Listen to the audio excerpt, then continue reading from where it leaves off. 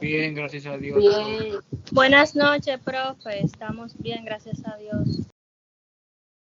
Que vamos a continuar con las principales doctrinas del cristianismo.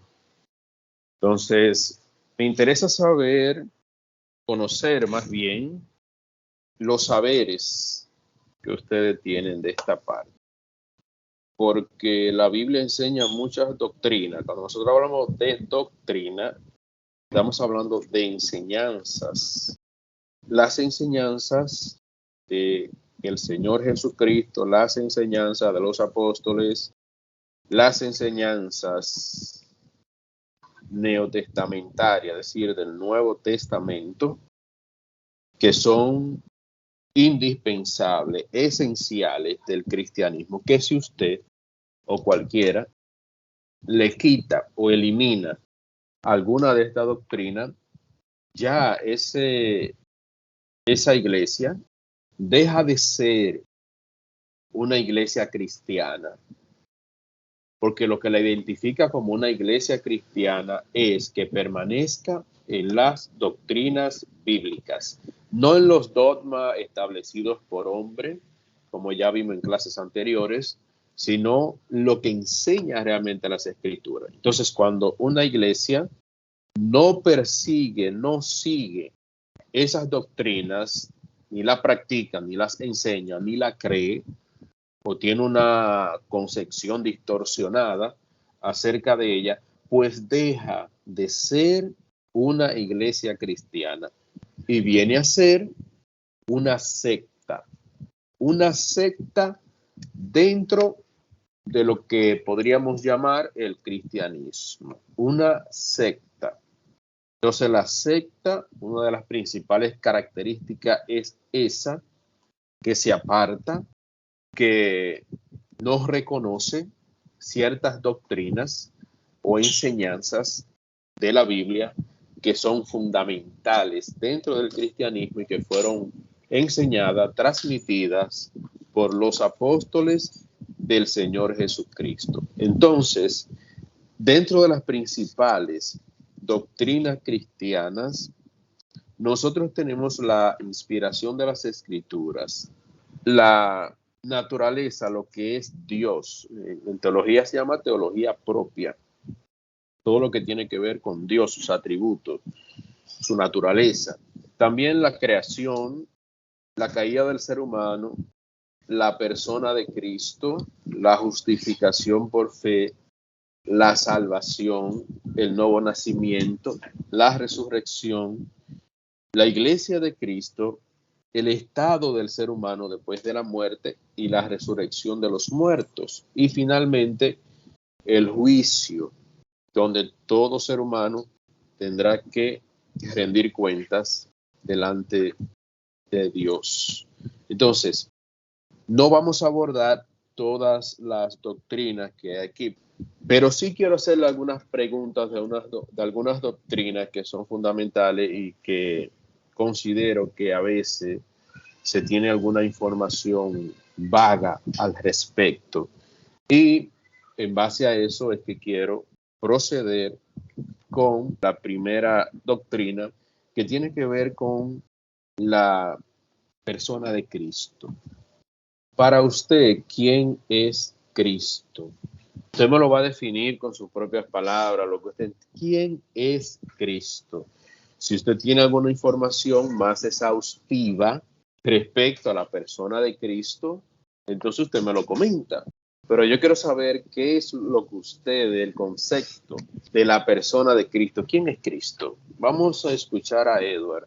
Cristo es Jesús, Cristo es el Hijo de Dios, fue Dios hombre, así que se cataloga, nacido por la Virgen María y traído al mundo para perdón de los pecados. Para mí ese es Cristo. María de los Ángeles. Tiene el micrófono abierto, pero no se le escucha. Bien, mientras tanto, vamos a escuchar a Lady. Bien, como explicábamos en clases anteriores, la palabra Cristo lo que significa es Mesías. Para mí, Cristo viene siendo Jesús. Jesús ya cuando fue crucificado y todo eso, ya luego se llamó Jesucristo porque era el Mesías, el Salvador del mundo. Tiene la palabra Isaac. Como decía la otra compañera, Lady, creo yo que era, Cristo significa Mesías, también significa ungido. También debemos de conocer que Jesucristo vino a la tierra 100% hombre y a la vez también 100% Dios. Fue quien murió por cada uno de nosotros en la cruz del Calvario. Fue nacido, obviamente, de una virgen, pero todo fue a través del Espíritu Santo y fue el plan de Dios para la humanidad de salvar lo que se había perdido en la caída del primer hombre. Mauro tiene la palabra, pero quiero que me hablen un poco más allá de lo que nosotros realmente conocemos, de que Jesús nació de la Virgen María, de que Jesús es el Hijo de Dios, de que Jesús es el Salvador, de que ¿quién es Jesús realmente? ¿Quién es Jesús? Isaac o yo. Sí, disculpe, Mauro. Lo que pasa es que no lo estoy viendo aquí. Parece que usted bajó la manita y no lo estoy viendo en el sistema. Parece que no iba. Bajé la manito porque para que no quede después por eso. Pero corto nomás. Yo creo que Jesús primero, como todos mis compañeros dijeron, es el Hijo de Dios. ¿Qué significa? Que es Dios en descenso. O sea, Dios mismo viniendo a este mundo.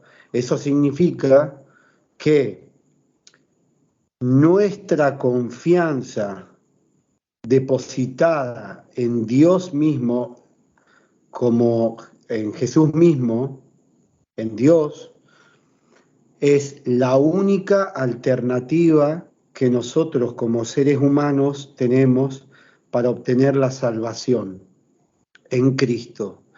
Porque ningún hombre, por más perfecto que sea, puede llegar a satisfacer o complacer, ¿sí?, algún sacrificio que sea hacia Dios mismo, ¿no? Entonces, Dios realmente, aunque suene contradictorio, ¿me entendés? Tenía que morir por Dios, para así decirlo. Dios no puede morir, pero Jesús era el Hijo de Dios, ¿no? Pero al morir mismo, el Señor satisfizo la justicia misma que el Padre demandaba, que es perfecta, para que nosotros podamos obtener esa salvación que es en Cristo. No había ningún hombre perfecto, no había absolutamente ningún ser en la tierra, ningún ser humano, absolutamente nada con las características de Dios mismo que pueda llegar a complacer las demandas de Dios. Entonces Jesús, como era el Hijo de Dios, podía llegar a satisfacer las demandas que Dios demandaba, ¿sí?, para aquella salvación que otorgaba a los seres humanos. Y Jesús es la única alternativa, por eso creo que Jesús es la única alternativa para que los seres humanos pongan su confianza en Él y puedan ser salvos eternamente del infierno, de la condenación del infierno. ¿Sí? Muy bien, excelente. Me gustó esa parte que usted decía donde Jesucristo es Dios mismo.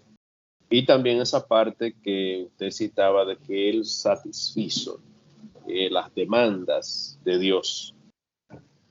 Bien, pero vamos a escuchar a los demás. Muy bien, Mauro. María de Los Ángeles, vamos a ver si la escuchamos ahora. Para mí, Jesús es nuestro Salvador. Él nos ama por encima. Él murió por nosotros en la cruz y es quien nos ha enseñado que el amor puede ser capaz de enseñarnos la compasión y el perdón. Lady tiene la palabra. Sí, bueno, ya Mauro lo dijo prácticamente todo, pero bueno, abundando un poquito más, para mí Jesucristo es el centro del cristianismo, por eso dicen que por ejemplo, en mi iglesia, que es de la rama protestante, somos cristocéntricos. Para mí Jesús es una guía, Jesucristo es, como dice su nombre, es el Mesías, es a quien seguimos y de quien tomamos el ejemplo para entonces llegar a la salvación. Perdón. También dicen que es el Verbo encarnado, quiere decir que al principio él solamente era un hombre, pero ya cuando se unió a Dios, entonces ahí se volvió Jesucristo. Y prácticamente por ahí yo entiendo que va. Sí, está bien. Isa tiene la palabra. Profe, con lo que usted decía, a veces yo sé que cada quien es partidario de lo que cree, o sea, de lo que cree. Y con respecto a eso, de quién es la personalidad de Cristo, o sea, si empiezo desde el Génesis señalando cómo apuntas todo hacia Cristo, por ejemplo, desde la creación, las leyes y los profetas, cómo todo se basan a Cristo, o sea, la personalidad de Cristo. Ahorita le decía que Él vino a la tierra, o sea, se despojó de su gloria, Dios se despojó de su gloria y envió a Jesucristo a morir por cada uno de nosotros.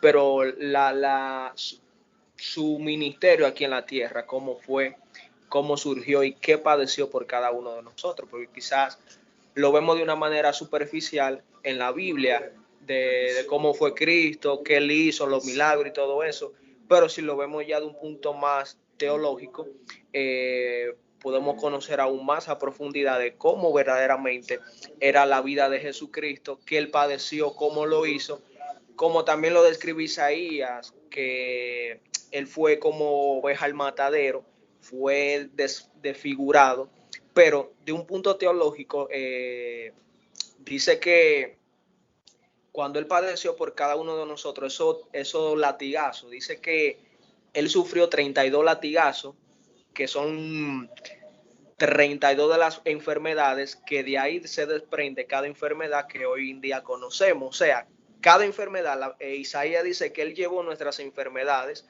Él llevó el castigo, Él fue herido, fue molido. A veces nosotros, o la gran mayoría, en Semana Santa vemos lo que es la pasión de Cristo, cómo Él queda de esa manera. Según teólogo, según conocedor, dice que esa figura no se compara con cómo verdaderamente Él quedó, de la manera que en irreconocible, un monstruo, como quedó Jesucristo. Entonces, el motivo o la misión de lo que Él hizo aquí en la tierra fue algo tan como que tan malvado lo que le hicieron literalmente, porque el castigo de los romanos, quien fue donde se experimenta, quién era ellos que hacían este tipo de ritos, de castigar a la persona. La Biblia dice que toda aquella persona que es colgada en un madero es maldita. Y la Biblia dice que Jesús se hizo maldición para que nosotros fuésemos bendición. Entonces Jesús fue colgado en un madero, siéndose maldición a causa de que nosotros hoy, por su sangre, nosotros fuésemos bendición a través de él.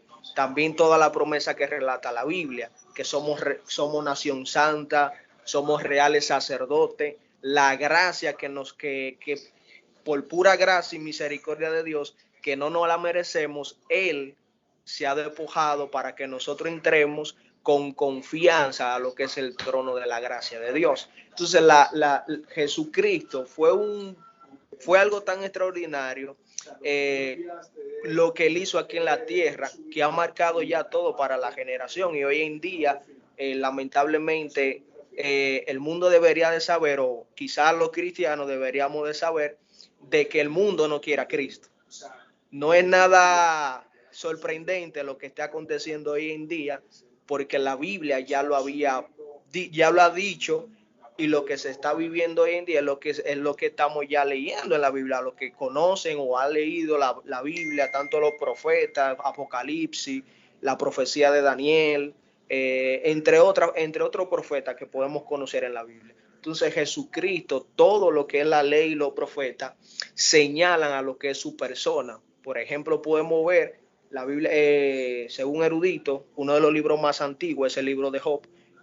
Job tenía la capacidad de que él dice: yo sé que mi Redentor vive, aún refiriéndose a lo que es la personalidad de Cristo, quien es nuestro Redentor. Y Job, ya viéndolo, podemos decir 1000 años adelante, ya Job estaba viendo a Jesucristo como Redentor, levantándose, porque él mismo lo dice, yo sé que del polvo se levantará, yo sé que mi Redentor vive.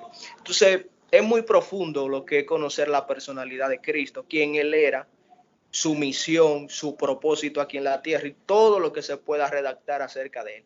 O sea, es una persona extraordinaria. Y sé que tengo que ser limitado por participación y eso, pero tomaría tiempo, quizás desde mi punto de vista, poder explicarle. Sí, sí.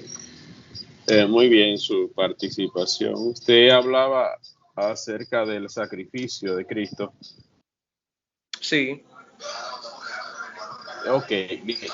Entonces, en Isaías 52, verso 14, habla de la manera que muchos se asombraron de él. Así fue desfigurada su apariencia, más que la de cualquier hombre, y su aspecto más que el de los seres humanos. Es decir, que Cristo, la película de Mel Gibson, La Pasión de Cristo, realmente no alcanza al sufrimiento que padeció Cristo. Jesucristo fue totalmente desfigurado.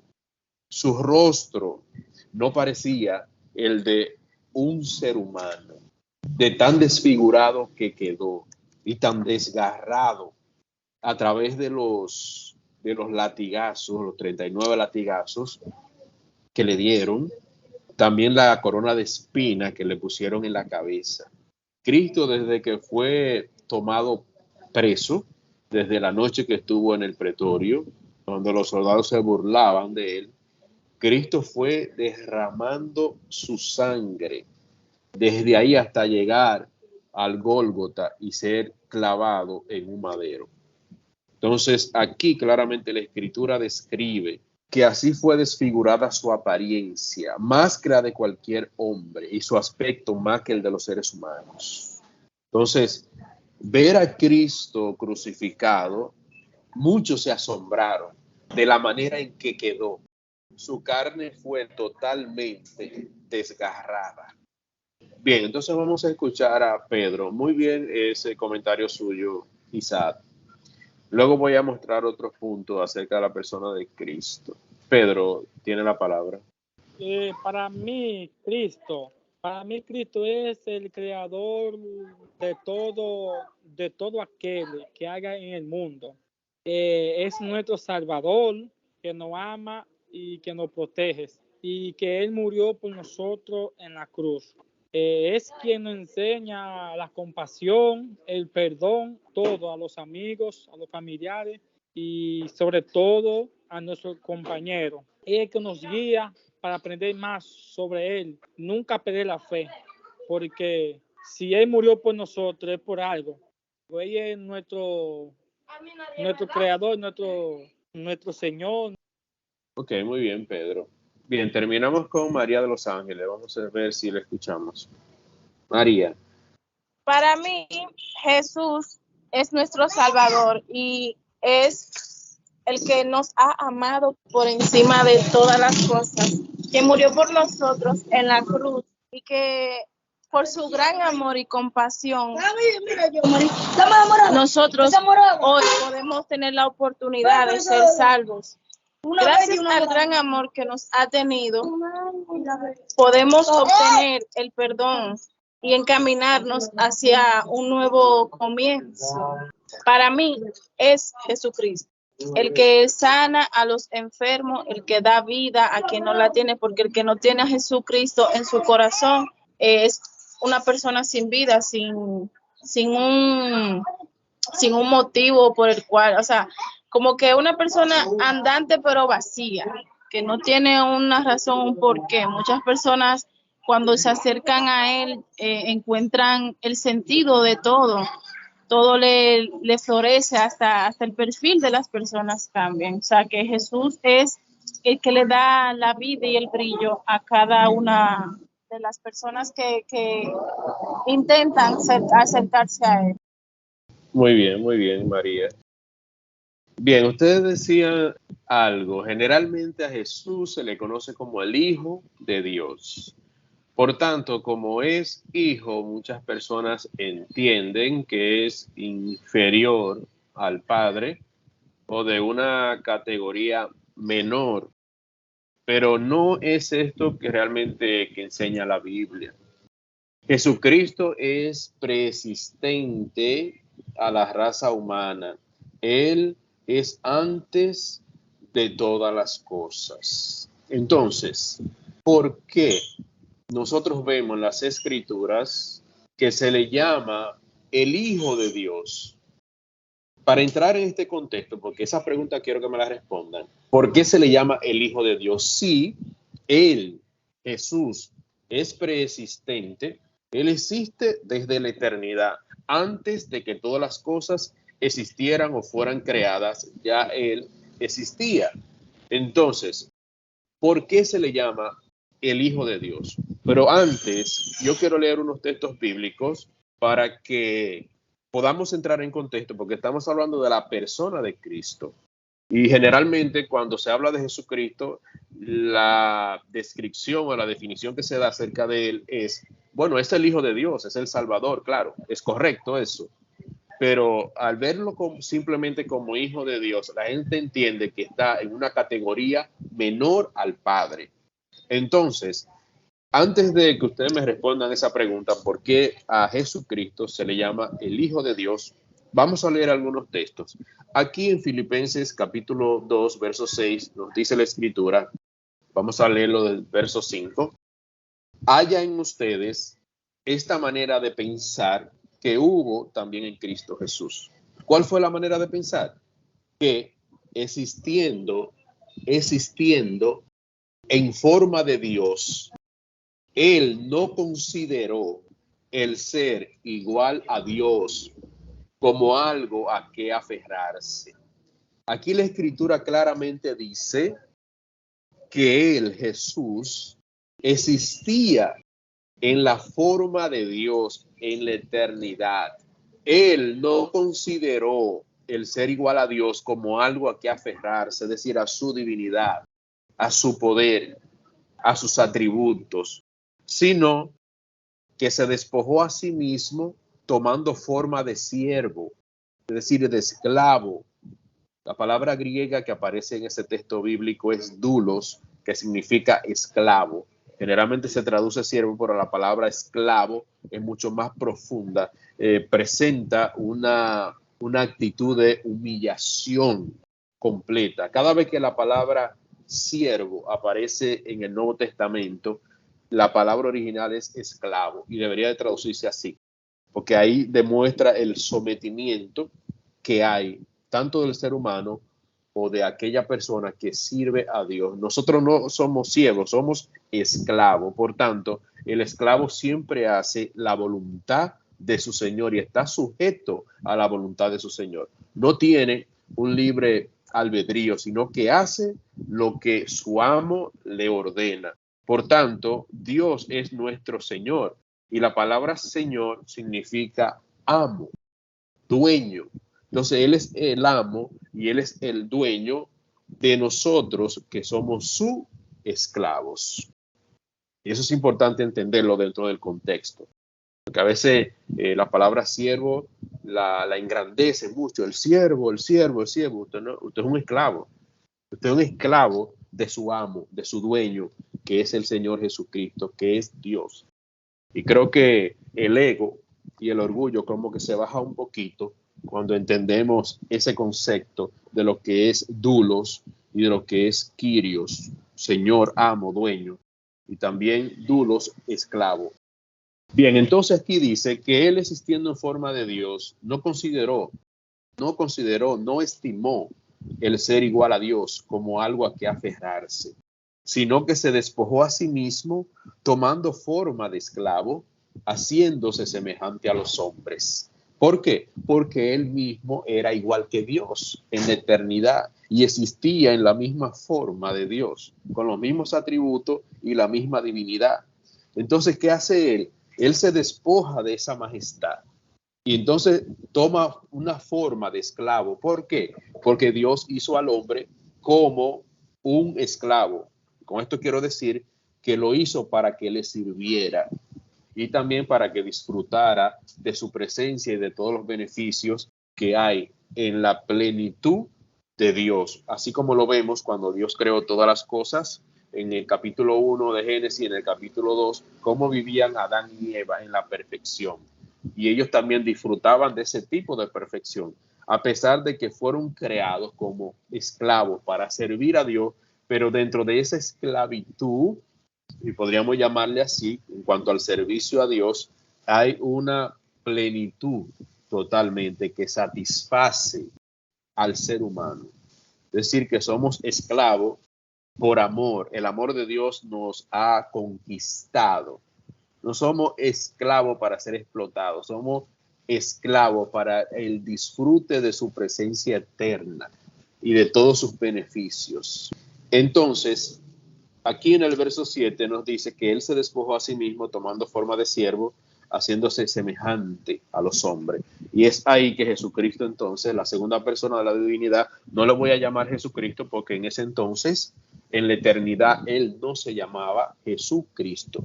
Recuerden que estuvimos hablando en las clases anteriores, las primeras clases, acerca del concepto, el significado del título Cristo y del nombre Jesús, que fue el ángel que le puso esos nombres conforme a su misión aquí en la tierra.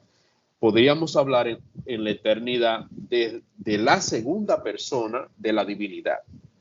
Es decir, el título Cristo, Jesucristo, nada de eso existía en la eternidad. Esos nombres y esos títulos se lo dieron cuando Él se encarnó. Entonces, Él existía en la forma de Dios en la eternidad y era igual a Dios en la eternidad. Y Él era la segunda persona de la divinidad. Entonces, Él se despoja de todo eso, toma la forma de esclavo, igual que Adán y Eva, de sirviente, para obedecer a Dios. Por eso es que cuando Cristo viene en el Evangelio de Juan, dice que Él ha venido para hacer la voluntad de Dios y que ese era su comida y su bebida, hacer la voluntad de Dios. ¿Por qué?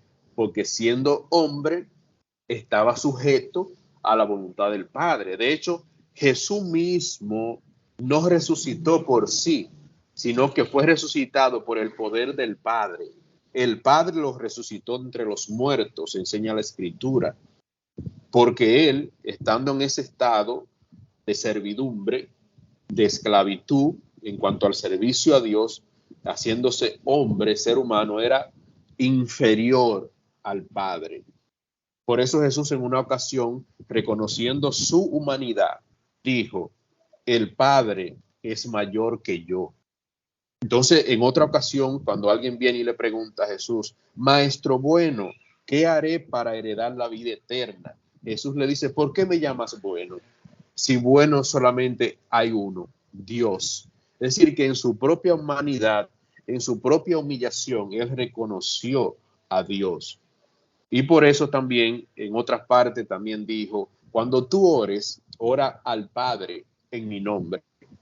Es decir, que la vida de Jesús aquí en la tierra fue para glorificar y hacer la perfecta voluntad de Dios. Jesús siempre reconoció la soberanía de Dios sobre su vida.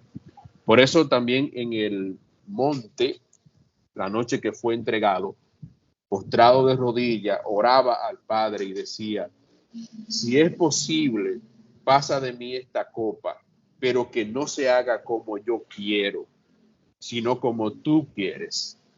Es decir, una sujeción completa al Padre en su estado humano, en su estado de humillación. Por eso es que más adelante en Romanos capítulo 5 a Cristo se le llama el segundo Adán, el segundo hombre perfecto que cumplió con los requisitos y las demandas de la ley divina. Y es eso lo que está aquí planteando en Filipenses capítulo 2, verso 7, de que se despojó a sí mismo, tomó forma de esclavo, haciéndose semejante a los hombres.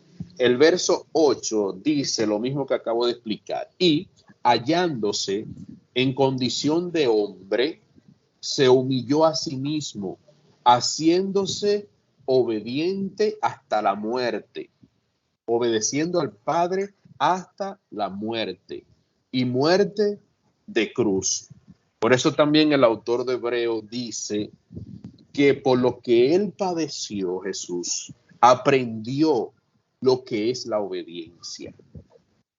Porque para hacer la voluntad de Dios hay que padecer, hay que negarse a sí mismo. Y eso mismo hizo Jesús en su naturaleza humana. Se negó a él mismo para hacer la voluntad de Dios. Entonces dice aquí que se humilló a sí mismo, haciéndose obediente hasta la muerte. Y habiendo obedecido a Dios, habiendo sufrido, comprendió lo que es obedecer a Dios en la naturaleza humana, siendo evidentemente Dios, existiendo en la forma de Dios, siendo igual a Dios. Entonces el verso 9 dice, por lo cual también Dios lo exaltó. Nótese que él se humilla. Dios lo exaltó hasta lo sumo y le otorgó el nombre que es sobre todo nombre. Ese nombre, Jesucristo, que no hay otro nombre más grande y más sublime en esta tierra, es el galardón que Dios le entrega por él voluntariamente haberse ofrecido como el sacrificio, haberse ofrecido para cumplir las demandas y las leyes divinas, para redimir y rescatar al ser humano. Entonces, en esa humillación, Dios lo exalta. No exalta a la segunda persona de la divinidad, porque la segunda persona de la divinidad no necesita ser exaltado. La segunda persona de la divinidad es Dios y siempre ha existido como Dios en la eternidad. Y aún aquí en la tierra, Él era Dios, pero vivió como hombre. Entonces, a ese Jesucristo hombre humano, el segundo Adán, es a quien Dios exalta hasta lo sumo y le otorga el nombre que es sobre todo nombre, como representante de la raza humana, como representante, como cabeza de la raza humana. Lo que fue Adán en el principio, ahora Dios lo da a este ser humano que obedeció completamente a Dios y que entregó su vida, lo exalta y le da un nombre por encima de todos los nombres. Y lo hace Rey de Reyes y Señor de Señores. Pero ese es al Jesús que se hace hombre, al Jesús hombre, Jesucristo hombre, porque el Jesús, la segunda persona de la divinidad, no necesita exaltación, porque Él es Dios. De hecho, dice la Biblia que Dios lo sentó a su diestra. Siéntate a mi diestra, a mi derecha, hasta que ponga a todos tus enemigos por estrado de tus pies. ¿Y eso qué significa? Que esa persona humana, como representante de la raza humana, valga la redundancia, Dios lo coloca al lado suyo. Pero la segunda persona de la divinidad no necesita exaltación, porque Él es Dios. Él siempre fue Dios en la eternidad, es Dios en el presente y es Dios en el futuro. Él siempre ha sido Dios. Lo único que en su encarnación, Él se despojó de eso. Y ese segundo Adán está a la diestra del Padre como representante de la raza humana, exaltado por Dios, coronado por Dios, hasta que Dios ponga a todos sus enemigos por estrado de sus pies. Porque Dios, lo que Adán perdió, lo recuperó el segundo Adán. Entonces, por eso es que Jesucristo es la plenitud de Dios. Entonces, el verso 10 dice, para que en el nombre de Jesús se doble toda rodilla de lo que están en los cielos, en la tierra y debajo de la tierra, y toda lengua confiese para gloria de Dios Padre, que Jesucristo es Señor. Es decir, Dios le dio un nombre que es sobre todo nombre a Jesús, para que toda rodilla de lo que están en los cielos, en la tierra y debajo de la tierra, todos se dobleguen delante de Él. Todos tienen que doblar las rodillas delante de Él. Es decir, los mismos ángeles, todo lo que hay en el infierno, debajo de la tierra, aquí, los seres vivientes, todos tienen que doblar. Un día doblarán sus rodillas delante de Él, porque Dios lo exaltó hasta lo sumo y le dio el nombre que es sobre todo nombre.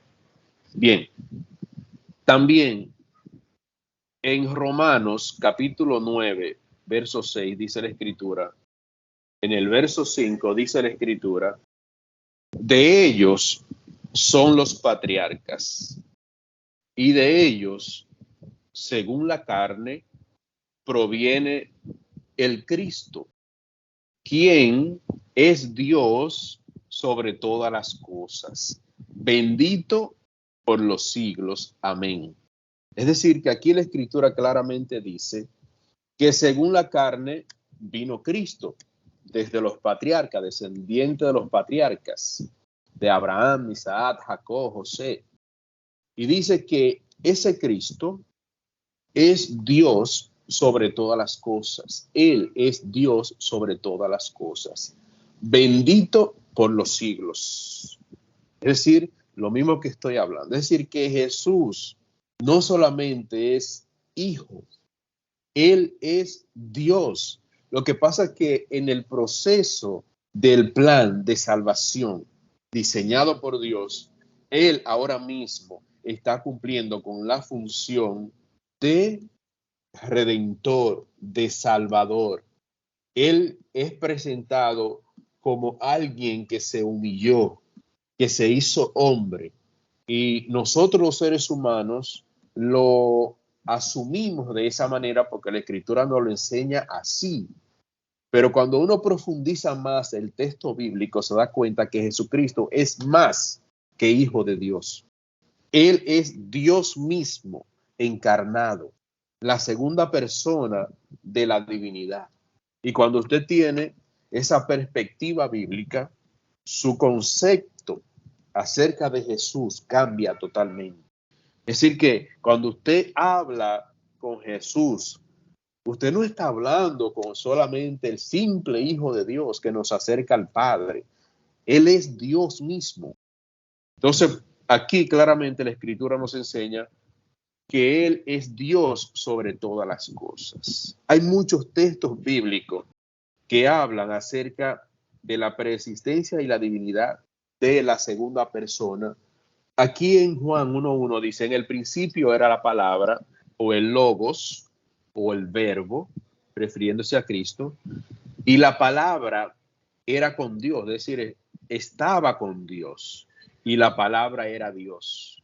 Está hablando de Cristo, la palabra es Cristo. Ella, es decir, la palabra, era en el principio con Dios, es decir, preexistente, siempre estaba con Dios en el principio. Y dice que todas las cosas, verso 3, todas las cosas fueron hechas por medio de la palabra, por medio de ella. Y sin ella no fue hecho nada de lo que ha sido hecho. Es decir, que el origen de la vida, de todo lo que existe en los cielos y en la tierra, es procedente de la segunda persona de la divinidad, que luego se llegaría a conocer como Jesucristo. Y así es que nosotros realmente le conocemos. Y le conocemos así porque Dios nos lo ha revelado de esa manera para que nosotros comprendamos que Él es nuestro Salvador, que Él es nuestro Mesías, que Él es nuestra esperanza, que Él es el hombre ungido por Dios para salvarnos y quien llevó nuestros pecados en la cruz del Calvario.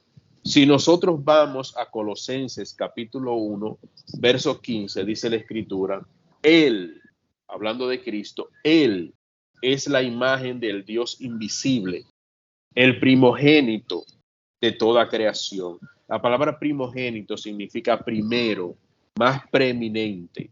Y ese texto bíblico hace referencia a una profecía del Antiguo Testamento, en el libro de los Salmos, dice que él sería el primogénito de los reyes de la tierra. Y primogénito significa primero en importancia, en lugar. Entonces aquí, a Jesucristo hombre, Dios le hace primogénito de toda la creación. Por eso es que en la tierra no hay nadie más importante y más sublime que la persona de Jesucristo. El nombre de Jesucristo se escucha por todos los confines de la tierra. Y todo el mundo, la mayoría los reconoce como el Señor, como el Salvador. Aunque muchos no lo han aceptado, pero por lo menos tienen ese conocimiento general. Él es la imagen del Dios invisible. Cuando le dijo, Señor, muéstranos al Padre y no basta. Y Jesús le respondió, hace tanto tiempo que estoy contigo y no me has conocido. El que me ha visto a mí, ha visto al Padre. Entonces, Él es la imagen del Dios invisible, el primogénito, el más importante en toda la creación. Porque en Él, verso 16, fueron creadas todas las cosas que están en los cielos y en la tierra, visibles e invisibles, sean tronos, sean dominios, sean principados o autoridades, todo fue creado por medio de Él y para Él. ¿Usted entiende eso? Que todo lo que existe tiene un origen, y ese origen es Jesucristo. Por eso Juan en el capítulo 1 dice que sin Él nada de lo que existe existió, porque Él es el origen de todas las cosas. Él fue que dio el origen a todo lo que existe. Lo que hay en los cielos, en la tierra y debajo de la tierra, todo fue creado por Él, por la segunda persona de la divinidad. Y esa segunda persona de la divinidad fue encarnado y se hizo humano. Es decir, que quien viene, note esto, Él es el creador de todas las cosas. Ahí la Biblia claramente lo dice. Él hizo todas las cosas, formó todas las cosas. Entonces, Él es el creador del ser humano. Entonces, el mismo creador se hace humano, se hace carne para salvar a su propia creación, la segunda persona de la divinidad. Y eso es profundo, profundo, de que el mismo que nos formó en el principio fue el mismo que dejó su gloria, se hizo esclavo, se hizo siervo, se humilló, se hizo un hombre para salvar a su propia creación. Por eso lo que Jesucristo hizo, o la segunda persona de la divinidad, es demasiado sublime. De hecho, no hay palabra que describa lo que Él ha hecho. De que no solamente es el Hijo de Dios que vino a morir por nosotros, la segunda persona de la divinidad, nuestro creador, porque en Él fueron creadas todas las cosas. Todo fue creado por medio de Él y para Él. Por eso es que nosotros fuimos creados para alabanza de su gloria, dice Pablo en Efesios capítulo 1, para alabanza de su gloria. Y todo lo hizo Él. Verso 17 dice, Él antecede a todas las cosas. Es decir, Él es antes de todas las cosas. Y en Él todas las cosas subsisten. ¿Sabe qué significa la palabra subsistir? Que se mantienen en un orden. Él es quien le da vida. Él es quien permite que las cosas se mantengan en el tiempo. Por su palabra es que se mantienen los cielos y la tierra y nuestra vida, el aliento que tenemos. Todas las cosas, Él antecede a todas las cosas, antes de todas las cosas. Y todas las cosas en Él subsisten. Él es quien la mantiene. Por eso el autor de Hebreos los dice claramente. En Hebreos capítulo 1 dice, Dios habiendo hablado en otro tiempo, muchas veces y de muchas maneras, a los padres por los profetas, en estos últimos días nos ha hablado por el Hijo, a quien constituyó heredero de todo. Heredero de todo. Por eso es que Dios lo exaltó de tal manera que también el juicio final lo entregó al Hijo, al Jesucristo hombre. Lo hizo Señor, lo hizo Rey de Reyes. Todas rodillas se tienen que doblar delante de él. El juicio final, porque Jesucristo dijo, el Padre a nadie juzga, sino que todo el juicio lo ha dado al Hijo. Y también le ha dado el poder a Jesucristo hombre de resucitar de entre los muertos en el día del juicio final y de dar vida a lo que él eligió.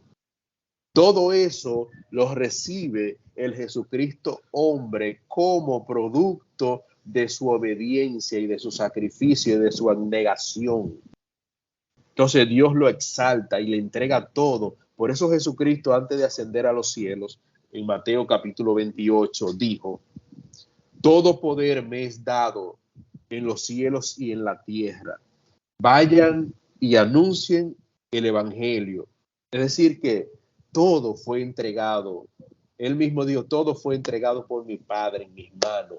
Todo, todo. La gente en el día del juicio final, con quien se va a encontrar allí, es con la segunda persona de la divinidad, con ese Jesucristo hombre que murió por nosotros, quien es Dios. Por eso ese día va a haber muchas sorpresas. Bien, vamos a terminar de leer el versículo 2. En estos últimos días nos ha hablado por el Hijo, a quien constituyó heredero de todo y por medio de quien asimismo hizo el universo.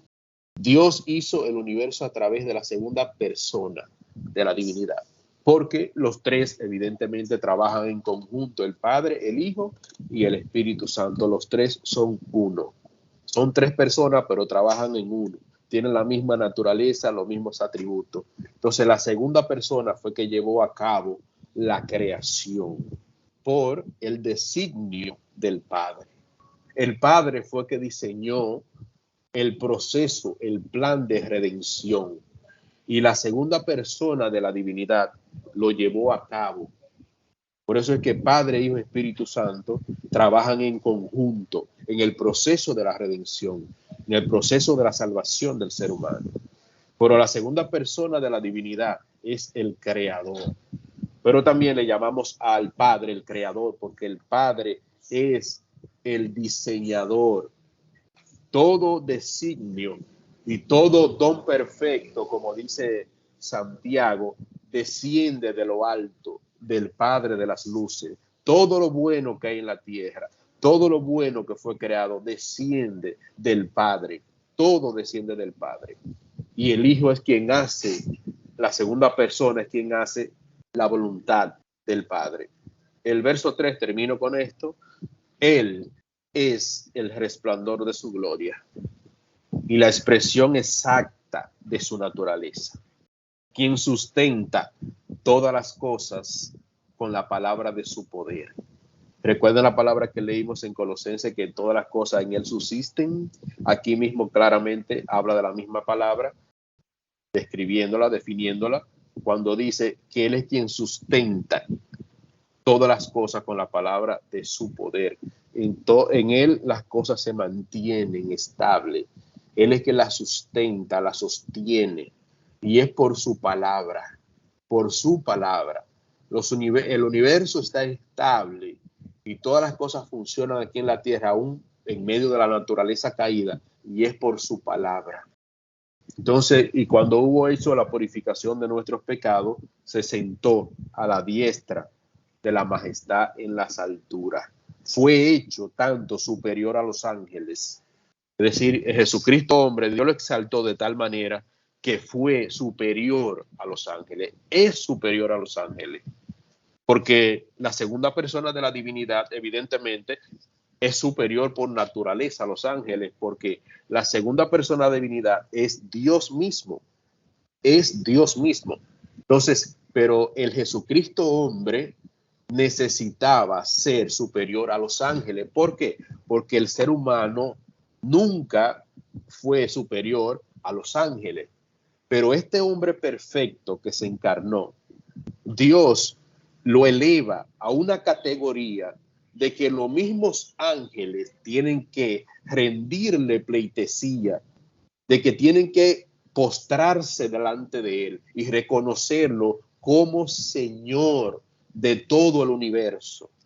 Mira, eso es poderoso lo que enseña la Escritura acerca de Jesucristo. Aquí en el verso 4 dice, fue hecho tanto superior a los ángeles, así como el nombre que ha heredado es más excelente que el de ellos. ¿Cuál nombre? Jesucristo. Ese nombre es mucho más excelente que los nombres que tienen los ángeles. Ha heredado un nombre mucho más excelente y mucho más superior. Y el verso 5 dice, porque ¿a cuál de los ángeles dijo Dios jamás? ¿A cuál de los ángeles? Mi hijo eres tú. Yo te he engendrado hoy, es decir, yo te encarné. Y otra vez, yo seré para él, dice Dios, Padre, y él será para mí hijo. Y otra vez, al introducir al primogénito, recuerden que la palabra primogénito significa primero en importancia y está relacionado con una profecía que aparece en los Salmos donde dice que él sería el primogénito de los reyes de la tierra, es decir, el primero en importancia entre todos los reyes. Por eso es que se le llama a Jesucristo Rey de Reyes y Señor de Señores, es decir, que él está por encima de todos los reyes y de todos los señores que hay aquí en la tierra. Entonces, al introducir al primogénito en el mundo, dice Dios, adórenle todos los ángeles de Dios. Adórenle todos los ángeles de Dios. El verso 7 dice, y de los ángeles, dice Dios, él hace a sus ángeles viento, espíritu, y a sus servidores llamas de fuego. Eso respecto a los ángeles. Mientras, verso 8, mientras que del Hijo dice, están hablando de Jesucristo hombre. Mientras que del Hijo dice, tu trono, oh Dios, es por los siglos de los siglos. Cetro de rectitud es el cetro de tu reino. Nótese que Dios dice de los ángeles que él hace a sus ángeles viento y a sus servidores llama de fuego, pero del Hijo, del que se encarnó, que se hizo hombre, Dios mismo dice, tu trono, oh Dios, es por los siglos de los siglos. Es decir, que Dios Padre a su Hijo encarnado le llama Dios. Dios mismo le llama Dios a su Hijo. Y es lo que estoy explicando del principio, que Él desde la eternidad ha sido Dios. Y aún en su forma humana seguía también siendo Dios, pero Él no usó su naturaleza divina estando en la condición de hombre, porque Él se humilló, pero seguía siendo Dios, porque la naturaleza divina de la segunda persona de la divinidad y la encarnación, eso era prácticamente inseparable, porque Él es que sostiene todas las cosas con la palabra de su poder. Entonces Dios mismo le llama al Hijo Dios. Y dice Dios acerca de él, amaste la justicia y aborreciste la iniquidad, por lo cual te ungió Dios, el Dios tuyo. Porque Jesucristo en su humanidad reconoció al Padre como Dios. Solamente hay un Dios verdadero. Por ejemplo, en Juan capítulo 17, en la oración que Jesús hace por sus discípulos, él dice, y que te conozcan a ti, Padre, el único Dios verdadero. Por eso es que aquí Dios habla acerca del Hijo diciéndole, amaste la justicia y aborreciste la iniquidad, por lo cual te ungió Dios, el Dios tuyo, con aceite de alegría más que a tus compañeros. Y el verso 10 dice, y tú, oh Señor, en el principio fundaste la tierra y los cielos son obra de tus manos. Es decir, que aquí mismo Dios habla que Él, Dios Padre, habla acerca de la segunda persona, de que Él es el creador. Porque dice, tú, oh Señor, en el principio fundaste la tierra y los cielos son obra de tus manos. Ellos perecerán, pero tú permaneces. Ellos se envejecerán como un vestido Como a manto los enrollarás y serán cambiados como vestido, pero tú eres el mismo y tus años no acabarán. ¿Y a cuál de los ángeles ha dicho jamás Dios, siéntate a mi diestra, hasta que ponga a tus enemigos por estrado de tus pies? Es decir, que ahí claramente se ve que Dios Padre exalta a la persona de Cristo. Al Jesucristo hombre lo eleva a una categoría, porque la segunda persona de la divinidad no necesita ser exaltado, porque Él es Dios. Pero Jesús, como el segundo Adán, como el hombre perfecto, Dios le entrega todo en sus manos hasta que todo vuelva y se restaure. Pero vuelvo a la pregunta en los minutos que nos quedan. Díganme por qué a Jesús se le llama el Hijo de Dios, de lo que hemos visto, porque nos enseña la Escritura por otra parte, de que Él es Dios, de que Él es el creador, Él es el soberano, Él lo es todo, todo existe por Él. Entonces, ¿por qué? ¿Por qué se le llama Hijo de Dios? Me levantan la manita y con esa parte terminamos. Vamos a escuchar a Isaac. Desde mi punto de vista, profe, una cosa que quizás hay que deducir o quizás poco de acá lo entendemos, es acerca de la divinidad. Como usted decía, de que no es que Jesús tenga una minoría en el orden. Sé que la palabra Trinidad no aparece en la Biblia, pero lo que es, sí nosotros entendemos lo que es las diferentes funciones. Por ejemplo, el Padre cómo hace su función, el Hijo cómo hace su función y el Espíritu Santo también cómo hace su función. Se debería de explicar quizás lo que es la Trinidad en ese aspecto. Pero en cuanto a lo que, por qué Jesús se le llama el Hijo de Dios y por qué lo es, como usted decía desde el inicio, desde la creación, como relata la Biblia, de que Él fue antes de la fundación del mundo, todo fue creado para Él, todo fue hecho para Él y todo vuelve a Él. O sea, todo pertenece a Él. Entonces, cuando cae el hombre, el primer Adán, que se separa lo que es Adán con la relación de Dios, que ahí es donde entra el pecado en el mundo. Entonces, ya desde antes, desde la fundación del mundo, ya se tenía ese plan ya preparado, que es Jesucristo. Entonces, la Biblia, como lo dice, que Él se despojó de su gloria, se quitó de toda su gloria. Entonces, Él tomó en forma de un hombre, vino aquí a la tierra en forma de un hombre. Entonces, el mismo Jesús, en su ministerio, en su caminar aquí en la tierra, uno de los propósitos que él hacía era exaltar el nombre del Padre, tanto como él enseña en el Padre Nuestro. Cuando ustedes oren Padre Nuestro que estés en los cielos, dando referencia de que hay un Padre que nos escucha. También en la parte donde le dice Maestro bueno, él mismo le responde, le da la respuesta que no hay uno bueno aquí en la tierra, sino el Padre. Entonces, Jesús, en ese orden que nosotros podemos entender, le da toda la gloria a un ser supremo. O sea, él mismo es Dios, pero aquí en la tierra, en su ministerio, él hizo una función como Salvador. Cuando él fue ascendido al cielo, volvió a tomar y él está a la diestra del Padre, quien es nuestro intercesor ahora en este momento. Ahora, en esta ocasión, ahora es el Espíritu Santo quien nos guía a Jesús, porque él mismo lo dice en Juan: yo no lo voy a dejar solo, lo dejaré con el Consolador, quien lo guiará a ustedes a toda la verdad, que es el mismo, a Jesús.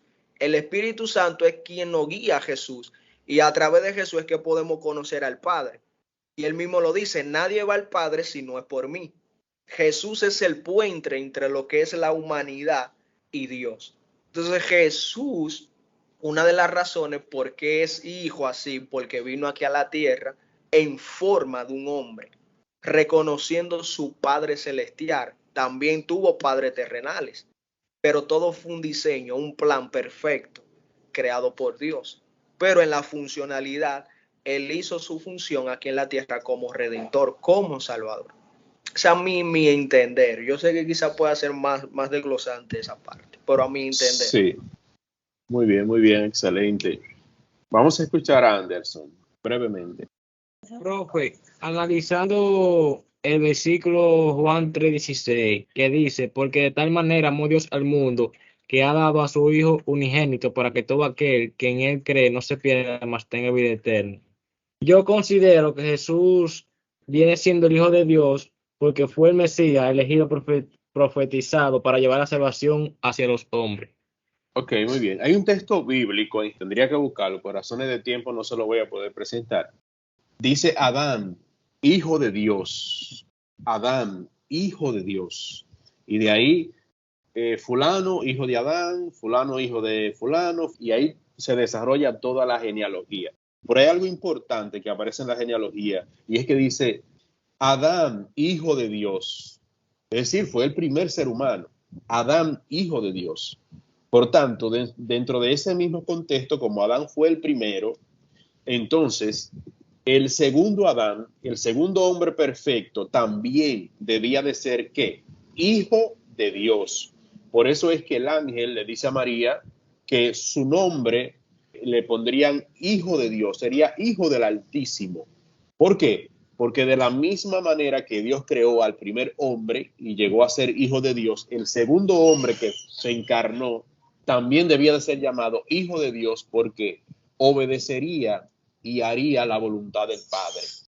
Lo que Adán no hizo, lo haría la segunda persona de la divinidad encarnada. Entonces, por eso es que al Mesías, a la persona que fue encarnada, se le denomina el Hijo de Dios en relación a su obediencia hacia el Padre, su sometimiento al Padre.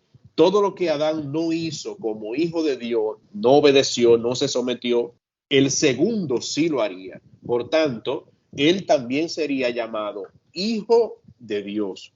Por eso es que a Jesús se le llama el Hijo de Dios, dentro del contexto de que Adán fue el primer hijo de Dios que lo desobedeció completamente. Por tanto, vendría entonces el segundo Adán como hijo también, pero este sería obediente a Dios hasta la muerte. Isaac, terminamos con usted. También, profe, en el significado del nombre de Emmanuel, que significa, que traducido es Dios con nosotros. Pues el primer Adán, como usted decía, el primer Adán era hijo de Dios, o sea, Adán, el que conocemos desde que cayó, fue tentado tentado en el sentido de que cayó en el pecado. Ahora viene Jesús también en forma de hombre aquí a la tierra, que también se le conoce el segundo Adán, que también fue tentado humanamente como hombre. Ahora, la diferencia de esto es que Jesús fue tentado en todas las cosas, pero él nunca pecó, fue un varón perfecto. Y a eso es lo que Pablo también se refiere, que es en Efesios, que nosotros debemos de alcanzar lo que es la plenitud del varón perfecto, que acerca de lo que es Jesucristo. Entonces, una parte muy significativa es acerca de los nombres, como se le puede conocer también a Jesús. Por ejemplo, el que le decía Emmanuel, que significa Dios con nosotros. O sea, Dios desde la creación siempre ha estado relacionado con lo que es el ser humano. Lo que pasa es que el ser humano, por la desobediencia, por la naturaleza pecaminosa que nosotros llevamos, siempre tendemos a lo que es la separación del hombre contra Dios. Y por eso que Jesús vino a recuperar lo que se había perdido, que era lo que era la relación divina que tenía Adán, el primer hombre, con Dios. Entonces ahí es donde él dice que todos tenemos acceso ahora por medio de él a lo que es el trono de la gracia, que entremos con confianza, porque antes en el Antiguo Testamento no se podía entrar a lo que era el santuario, a lo que podemos llamar el tabernáculo. No se podía entrar, sino solamente era el sacerdote que podía entrar una vez al año. Entonces ya Jesús, cuando él suspiró, cuando dio su última palabra, que suspiró y entregó el Espíritu, dice la Biblia que el velo del templo se rasgó en dos. Entonces ahí es donde dice, entre con confianza al trono de la gracia. O sea, desde la creación, las leyes, los profetas, siempre Dios ha querido tener lo que es esa misma relación que se tenía Adán en el huerto del Edén, una relación divina. Entonces, cuando entró el pecado, entonces ahí se corrompe todo. Así es, muy bien, excelente, Isaac. Termino con esto ya para despedirnos en esta noche. A veces las declaraciones de Jesús, entendiendo su propia divinidad, ciertas declaraciones le molestaban a los judíos porque hacían referencia a igualarse a Dios. Por eso a veces los judíos querían matarlo. Entonces aquí en Juan 10:33 dice, los judíos les respondieron, no te apedreamos por obra buena, sino por blasfemia, y porque tú, siendo hombre, te haces Dios. Es decir, que los mismos judíos querían matarle porque las declaraciones de Jesús hacían referencia a que él mismo era Dios. Entonces, procuraban precisamente eliminarlo por eso. No tenemos más tiempo. Pasen una feliz noche, feliz fin de semana, y si Dios lo permite, nos vemos en la próxima reunión. Bendiciones para todos. Igualmente. Gracias. Amén, igualmente. Gracias igual, profe. Buenas noches.